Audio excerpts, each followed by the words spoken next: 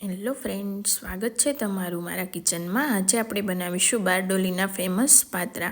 તો જો એની માટે આવી રીતે અળવીના પાન લઈ લીધું છે અને એને નસના ભાગને ચપ્પુની મદદથી જો આવી રીતે હળવા હાથે કાઢી નાખવાનું છે અને પછી વેલણની મદદથી વણી લેવાનું છે, એટલે બધી નસ છે એની જે ઝીણી હોય છે એ પણ દબાઈ જાય છે। પછી આપણે બેટર બનાવવા માટે ચણાનો લોટ લઈ લઈશું, 1.5 વાટકા જેટલું, અને પછી એમાં અડધી ચમચી મીઠું, અડધી ચમચી હળદર અને અડધી ચમચી હિંગ,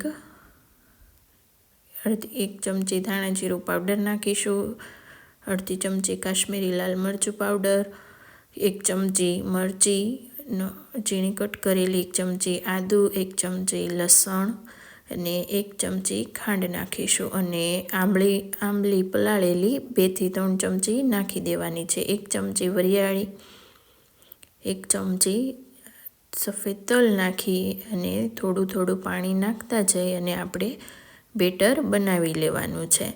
જો આવી રીતનું થીક કન્સિસ્ટન્સીવાળું આપણે બેટર બનાવી લેવાનું છે। પછી આ અળવીના પાનને આવી રીતના રાખી અને ઉપરથી બેટર વ્યવસ્થિત આખા પાનમાં લગાવી દેવાનું છે। પાછું સાઈડમાં બીજું પાન લગાવી અને બેટર લગાવી દઈશું, પાછું ઉપરથી ત્રીજું પાન લગાવી દઈશું અને પાછું બીજું પાન। એવી રીતે આપણે આ બધા પાન રાખી અને ઉપરથી વ્યવસ્થિત બેટરને ચોપડી લેવાનું છે અને આમાં પાન થોડા વધારે નાખીશું તો આપણો રોલ જાડો અને સરસ જેવો બહાર મળતા હોય છે ફરસાણવાળાની દુકાને, એવો જ સરસ બનીને તૈયાર થઈ જાય છે।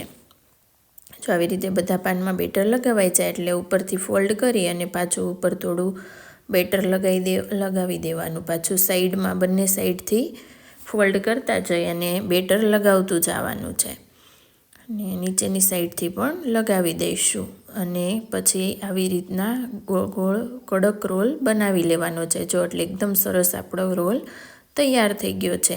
હવે આપણે આ રોલને ચપ્પુની મદદથી આવી રીતે કટ કરી લેવાનું છે। આવા પતલા માપના કટ કરવાના છે રોલને, એટલે એકદમ સરસ આપણું કટ તૈયાર થઈ જશે અને પછી ગરમ તેલમાં તળવા માટે નાખી દેવાના છે એક પછી એકને। આવી રીતે આપણે તળવા નાખી દીધું છે અને 1 થી 1.5 મિનિટ માટે આમને તળાવા દેવાનું છે। પછી ચારાની મદદથી ફેરવી લેવાના છે બીજી સાઈડ અને ગોલ્ડન બ્રાઉન કલરના થઈ જાય ક્રિસ્પી એકદમ ત્યાં સુધી તળાવા દેવાનું છે। આ પાત્રને તળાતા 3 થી 4 મિનિટનો ટાઈમ લાગે છે અને એકદમ સરસ વ્યવસ્થિત તળાય ત્યાં સુધી તળાવા દેવાના છે। જો આવી રીતે આપણે ફેરવતા જઈ અને તળવાના છે। જેવા બારડોલીમાં મળે છે એટલા સરસ ટેસ્ટી અને ક્રિસ્પી એવા જ ઘરે બનીને તૈયાર થઈ જાય છે, એટલે તમે એકવાર જરૂરથી ટ્રાય કરજો। તો જો આવી રીતના